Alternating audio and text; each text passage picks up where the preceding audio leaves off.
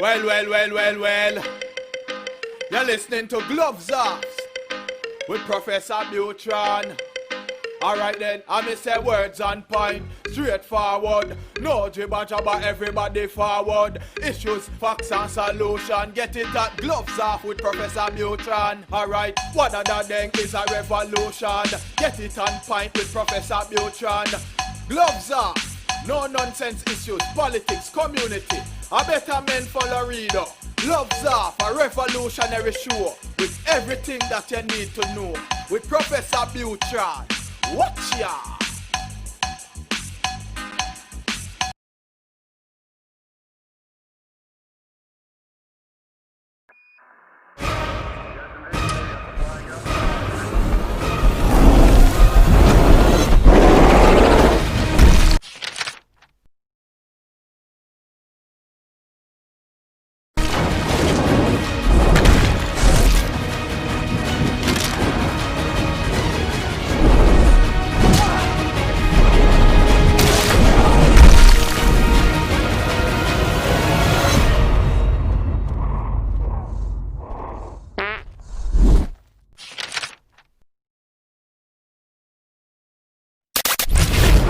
The following political paid advertisements do not reflect the political opinions of the program or its associates. Any political campaign or candidate who wishes to purchase advertising can do so. Advertising is open to all on behalf of Gloves Off.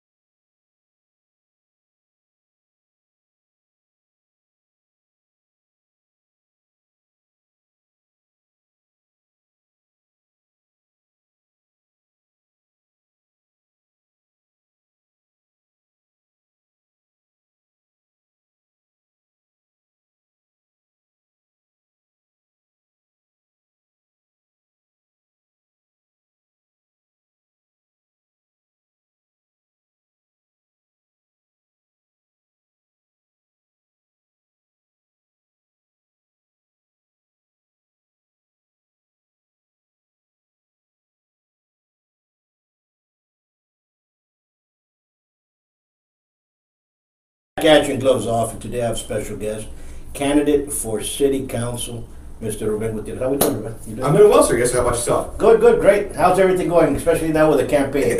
A little crazy, but it's good. I'm getting to meet a lot of people in the community now. They're asking me a lot of questions about what's going on, why I decided to run, and I like conversing with people. Well, let me ask you this. Why did you want to run? I've been a public servant, as you all know, for 22 years. Tomorrow will be 22 years exactly. I've seen what the city's going through. I'm out there with the people, with the public, day in and day out. I speak to them all the time. And there's a lot of issues here in Laredo, a lot of issues, and people are really disappointed when it comes to local government. Thinking about it over and over again, and it's just time. We need a change. We need a change in local government to make it a better place for us to live here, a better place for our kids, our children, to grow up here and want to stay in Laredo. That's the main concern that I see here. Kids growing up nowadays here in town don't want to stay here. You know, they want to graduate, get their degree, diploma degree, and they want to leave Laredo, you know, and it's something that I find concerning and something we need to address and make Laredo a better place for our families to want to stay here after schooling. You're absolutely correct, because a lot of people, especially after high school, many go off to college elsewhere. They want to start working. There's not that much work in certain fields here. Exactly. Then later on they'll come back after they've went to grad school and so on and so forth. Sure, Eventually they'll move back. It happened to me, and happened to many others. And the reason many come back is because it's a community that's very family oriented. Exactly. Everybody knows each other. Everybody knows that if your kid is playing down the street, is going to be taken care of. At least that's when we grew up. Right, exactly right. So things change, so we have to change, in other words. You said you're in the public field of serving. What are you in? Yes, sir. I'm a public servant in the capacity, I'm a police officer. I've been a police officer for the Laredo Police Department for, like I say, tomorrow will be 22 years exactly. And I've been out there, serving my community itself. Currently, I'm one of the instructors for the Laredo Police Department, the traffic division, which entails the motor squad, the guys on the motorcycles themselves. We are in charge of 3 different details when it comes to the city of Laredo itself. We are the only people that reconstruct major accidents. We are the only people that are certified. There's 5 of us that are only certified, in the entire department to do DOT inspections, federal DOT inspections, to make sure tractor trucks are safe to be out on the road with the motoring public. And we're in charge of traffic in general. So any type of traffic traffic law that's being broken or not being followed, we're there to be enforcing that as well.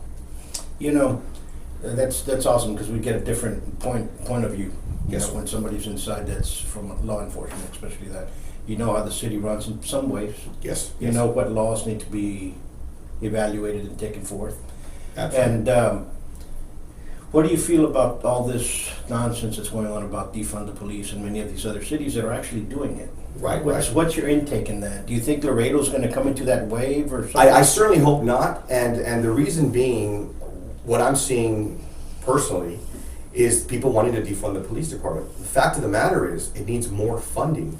And the problem is, people are just seeing it as 1 incident happened, 2 incidents happened, let's just say 10 incidents happened with a police officer and the public person. Whether he be a black person, a white person, any race, they did something wrong. And what's going on now is this particular officer in Minnesota, if I'm not mistaken, the justice system is taking its course. It's doing what it's supposed to be doing. He's arrested, he's going to be tried, and he will be among his jury, and the jury will decide whether he's guilty or not. So as far as defunding the police, I think it needs more funding, and because of the fact it needs more training when it comes to dealing with the public in certain situations.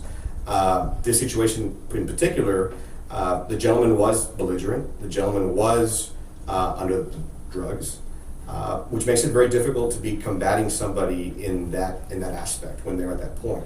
So the police department, not just ours, I'm generalizing, that we do need a lot more monies coming to because of the training that needs to be taking place. Now, if the police department should get defunded in any city, crime is going to increase. I can guarantee you that. It's going to increase. You need the police department there. You need the safety of the community. Your children, ourselves, our families need to feel safe around. And that's one thing that people are just not realizing. You're not going to be able, if we can barely do it, and you're talking about us taking an oath, saying that we're out there to help the people, and we're going to help you, even if our lives are on the line for it. We will die for you, for any person out there on the street, because that's our job. That's our job. So when you defund somebody, when you defund the police department itself, you're going to have crime rate rising, and it's going to happen. If we can barely handle the situations that are out on the street, and we're taking an oath with the state of Texas, an oath that, like I say, our lives are on the line for, you can't tell me that your average person can come along and do the job better than we can. It's a very difficult situation, and I understand that they're wanting to show it, prove it, and absolutely, I'm for it. Give it a shot. Give it a shot. But you're going to see how the differences are, what the differences are, and what we can and can't do out on the street itself. Sure. I'm in full agreement with what you're saying. Number one, we have hellacious first responders. Yes, sir. They go out there at any time, rain or shine, hot or cold, and they're going to help people that are in need of that need emergency right then and there. Yes, sir. And some of them lose their lives, and God bless them. Okay. Now about the defunding of the police, we don't want to defund them. We want better training, Exactly. and I think 6 weeks of self-defense training is not sufficient enough. Exactly Or not right. even 6 weeks of a week and a half or whatever, how many hours. Sure. You have to be on a prolonged training for it to come out adequately. You can't Exactly. just take something on a weekend and all of a sudden remember it for 10 years. It's not Right, gonna to be happen. proficient in it year after year after year, it needs to be a training that's continued over and over again. Every 3 months, every 6 months, yearly at least, and that's not what's happening right now. But because the problem is the funding is not there for the department itself, and I'm talking about our department specifically, and I'm sure that's the same across the entire globe, United yeah. States. It certainly is, yes, sir. Absolutely, and that's a challenge that we're in right now. And hopefully Laredo does not follow those footprints, because they're doing it in Austin and they've done it in other cities, and crime will rise. Really well, yes. And it's going to get out of hand. And I think by some evil notion, I think that's the plan. Exactly. You know what I'm saying? Yes, So sir. you know what I'm, and it's sad. Right. Now let's change it up a little bit. And you live, your area's kind of hillside, Regency. Yes, sir. Yes, sir. That's the area that's yours. What do you think about small businesses in your area? Small businesses here in Laredo specifically, we need to work with them, and that's another reason why I'm running for council. A lot of city leaders are not pro economic development or growth in the city of Laredo. As far as local businesses are concerned, we need to expand them, help them to expand. While they're expanding and giving our community more jobs, then we can start giving them a little bit, start working on tax breaks for the businesses themselves, as long as they're expanding here in the city, because that's where we need most of the development here. There is something called the economic engine that we need to restart here in Laredo. We need to start that up again. Let's work local first. If we see that it's not happening, local businesses can't expand, for whatever reason, let's try to help them out a little bit, because the city has plenty of funds, or did prior to this COVID-19, has funds to assist local businesses. It certainly does. If we don't see that happening as to our growth is not exponential, then we need to go and start bringing in other businesses to the city of Laredo. Businesses that we have not seen before. And that's something that we need to keep our minds open to, our eyes open to, because there are plenty of businesses, large businesses that have been looking into Laredo. As you well know, you compare Laredo to San Antonio as far as being compensated for work. We're down 20 to 30%. So a large business looks into Laredo.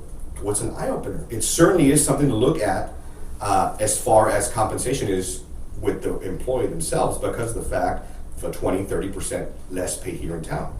Now we need to work on that, but larger businesses will look at that, because just off the top, they're saving 20 to 30% because our workforce here will work for less amount of money. So that's something we need to improve here. When we bring bigger businesses here, of course, let's increase our salaries because we're bringing them here. But then again, the businesses need to show, we need to show them that we want them here. So we're talking about tax abatements for certain businesses when they're here and they're promising a certain number of employees, Sure. Because that will help our community. Absolutely. Overall. And that's something that we have failed to do in a very long time, and we Yes. need to actually take advantage of that now. Absolutely. Well, back in, I guess it was 2004, I did a seminar in Reno, Yes, sir. and I was a group of martial artists that were out there. They invited me out there to go do a seminar and so on and so forth, and we were in the same center of for the convention center, right? Right, yes, sir. And I saw a bunch of people walking out, and they said, "Hey, let's go take a look over there, because it's about robots and robotics and so on and so forth." And I said, "Sure." Interesting, sure. So we went over there. We entered. We paid the fee, and we were walking in there, and took a turn, and way in the back there was the city of McAllen. Right. I go, what is the city of McAllen doing in their robotics convention? I mean, Sure. robotics from all types of robots. Right. And so we went up there and we're talking to them, and they said, "No, we're here to invite the companies that build robots to come down to McAllen." Come on, McAllen. And I told myself when I was, in my mind, I said, "How come Laredo's not doing this? Laredo should be having a table in every single, from robotics to building watches to shoot in every convention." And we don't have it, Absolutely. Because we do have a lot of people here, a lot of creators, a lot of innovators here, and I've seen it personally. I own several businesses here in town, and my mind is all about business itself, bringing in new business, doing something new for the community. Sure. Expanding, because there's so many things we can do here. Now, the city itself, or the leaders themselves, make it open. Make it an open market for us. That's something that we need to do. One thing that really, really upsets me is our water rates. Our water rates are sky high, and they're going higher and higher every single year. By 2024, they're saying that we'll be one of the highest paying cities in the entire state of Texas for a basic necessity. Now, we're one of the poorest cities in the entire state of Texas, but yet we're going to be charged the most amount of money for a basic necessity. That's something that's ridiculous. We have a population here that doesn't make but a median income of $32,000 to $37,000 a year. For sure. To raise a family, that's very difficult to do that. It's very difficult to do that. To be charging them those amounts of water rates is something that is ridiculous, something to be worked on. That's why we bring in these businesses here to help us out when it comes to our community, making a little bit more money for themselves, a little bit more change in their pocket, to be able to make it better for ourselves and our families. We need to do something. We need to do something about that. You're absolutely correct. We've had water issues for the longest time, and it's always swept under the rug. Exactly. And then the next set of councilmen come in, something happens, and all of a sudden it's swept under the rug again. Right. Last year we had a problem with the water. They shut it down. They shut it down. Sure. And we still haven't figured out why, what happened. Exactly. You know, it was swept under the rug. The problem is, it's like any other job. There are repercussions for every single thing you do. Whether it's a mistake, not a mistake, something you didn't see coming, you had a problem, you had an issue. What are the repercussions there? I myself have not heard anything about anybody being scolded for it or reprimanded for it, or what happened. Let us know, let the public know what happened. And that's one of the things that I'm working on. I really want to work on transparency when it comes to, not just as far as the financial budget is concerned, but everything across the board, because just like you're saying, a lot of things are swept under the rug, and it shouldn't be. It should be open to the public, because our taxpayer money are what's paying their salary. We put you there. Let us know what's going on. That's exactly what should be happening. Absolutely. No, you're absolutely correct, and it's sad, and it's sad that with this COVID, a lot of our small businesses just ran out. They're no longer with us. Exactly. They're not going to open their doors again. Again, right. And that's sad. And we have to do something about that because we're losing. We're losing employees, we're losing work, we're losing initiative, we're losing people that want to invest in Laredo. Exactly right. I was talking to a friend of mine and they wanted to open up a restaurant. He said, no, Paul, we're not going to Laredo. We're actually looking at Corpus now. And I'm like, I couldn't say anything. I was like, sure, I understand you, I'd love to have you Laredo, but and not only Laredo, but it's a difficult situation right now to open up any business. Right now in these times, people are scared to go out of their homes, and I'm with them 100%. It's a scary situation out there right now with over 5,000 cases active in Laredo. It's tough. I understand it, but by the same token, we need to continue working our businesses. We need to have that economic growth in Laredo. Maybe not just growth, even if it will stay stagnant at this particular point. But the fact of the matter is, just like you mentioned, businesses are closing down. Yeah. Huge businesses here in town. You're seeing, just for mentioning Mall del Norte, Bell's, Sears, Steinmart. I just heard about yesterday. I had no idea that was shutting down as well. There's mentioning about JCPenney. JCPenney's another one. Macy's. I mean, so those are hundreds of jobs. Those are lost. Exactly right. Those are mumblings that are already going on. You're like, really? So we have to understand exactly what we want. Exactly. Do we want to be number one, or want to be where do you want to be, the number one at the bottom, or the one at the top? Exactly. And we better start figuring out exactly what we want. And unfortunately, that's the state that we're in, and it's up to Laredoans to unite and say, enough's enough. Let's move forward. We need to move forward. We need to come together and make a change. If it's time, we need to change it. We've seen this council just doing things over and over and over, and they're literally slapping us in the face because they don't let us know what's going on. By the time you know it, something was approved, and you had no idea. The citizenry had no idea that happened or that it got approved. When all this started, and I was talking, and I know most of the council on a personal basis, and we know each other. And I was talking to several, and I said, there's three problems here. The one, it's the virus itself. Right.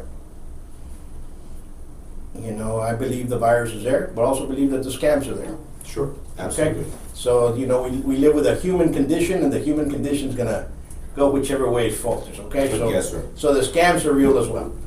I said, but let's put aside the virus. Now, how are we going to kick back the economy? Exactly. How are we going to bring back the jobs that were forced to shut down, bullied to shut down, people that were threatened to shut down? I mean, you all stomped on the Constitution of the United States of America, left and right. Right. By that due token, you guys should be tarred and feathered if it was back in 1776. Exactly. Now you should be recalled and set aside or impeached, for that matter, in the case of a governor, right? They said, no, but the pandemic and this happened. Granted, people are understanding that, but how long is that understanding is going to last in that sense? Right. Now, third, and goes, what's the third one? The tyranny, the power grabbing, the extended power grabs. That's going to be the hardest thing to break. Exactly right. And it's going to be harder to break than to lift some of these small businesses that have been lifting their businesses together by them lonesome, than for you guys to understand that You guys extended your arm over power. Overpower, right. And that's the problem that we're in right now. Yeah, it's going to be tough. It's going to be very difficult to get businesses back on the ball again, back to where we were prior to March, prior to COVID-19. It's a difficult situation, but it's something that Laredo can do. We've overcome a lot before. We certainly can do it again. And we need to do it again because so many people, so many families need it. We need that to start again. Economic development. We need to keep the economy moving, especially in Laredo. We're the #1 inland port. You know, that's something that we can't stop here. The city literally lives off of the inland. What's coming in from Mexico, what's going out to Mexico. That's an enormous amount of money that's coming in for our general budget or our general fund, and that's something we just cannot stop. We cannot stop. You know, you're absolutely correct. And when you decided to run, and now you're running, Yes. now I see the signs all over the place. Yes, sir. Yes, sir. But now that you're out there, if somebody wants to help you out on your campaign, how can they reach you? Reach me on our Facebook, Ruben Gutierrez for City Council District 5. Send me a message, and myself, or my daughter will respond to you if I'm not available, because I do get busy sometimes. But I will get back to you. I can guarantee you that me personally will get back to you one time or another. I will call you. I mean, just leave me your email, leave me a telephone number. I'll call you back from my personal cell number that you'll have. The community's asked me, several people have asked me to come by their home. They want to hear what my platform is and what I want to change and what I want to keep the same. And I don't want to keep anything the same, pretty much. So I do want to change a lot. So if you are willing to help us out, please let me know. Send me a direct message onto the campaign or to my personal Facebook page, and we'll get right back to you. So Absolutely. You know, there's several running out there. Yes. You know, we have an incumbent there, and there's several going out. And I'm going to schedule a debate. Hopefully, you can be in there. But Yes, sir. due to the situation that we're in, we're not going to have it as a public debate. We're going to do a Zoomed and pre-recorded and put it out. So I'll send you all the times and schedules. That'd be great. Yes, I sir. think it would be great to see the different ideas that everybody has. Absolutely. Yes, sir. And I think that'd be the best. And Yes, the best sir. luck to you. Thank you. I really appreciate it. And Thank you so much. so number one, you're very enthusiastic. Yes, sir. Certainly am. You know, you want to go out there, and I understand that you know the community that you're in, Yes, sir. and that's what we need. We need people from Laredo, Yes, sir. People from here. Exactly. and people that love Laredo and want Laredo to expand, To the thrive best- and to thrive, expand, and, sure. And there's nothing wrong with folks that were in there. Sometimes we go in there and the job's too much for us. Sometimes. Right. Hey, right. if this is too much, I'll be the first one to say, you know what? Let's get help. Let's bring somebody else in that knows it. Let's figure this out. Let's figure this out. Exactly. If a job can be done, let it be known. Absolutely. Sometimes when you do have certain business, I've got several, and I'm a police officer full time as well. It gets overwhelming. It really does. Now running this campaign as well, I'm stressed out. I really, really am. It's a lot of stuff to do, but it's something we need to get done. We need to get done. There's something. My heart's here. My heart's always been here in Laredo. I hear people out of town. I'm in San Antonio a lot because I've got family up there, and they put down this poor little town. I'm always standing up for it, getting bashed for it. But the fact of the matter is, I'm from here. My heart is here. Absolutely. My family is here. They still live here. I want to make it better. We can make it better, and we will, God willing, come November. Absolutely. And we'll see you soon. Thank you. God bless you. Keep on moving forward. Folks, got a word for you. Study each and every candidate that's out there. Do not be pushed and say that you have to do something by voting mail. If you can wear your mask to put gas, you can wear your mask to go to the grocery store, you can make your mask to go and vote. And that needs to happen. Certainly. Because that's the way, mail-in ballots is going to be the best way to fraud people out, the good guys, from getting elected. Remember that. Till next time, peace. Thank you all very much.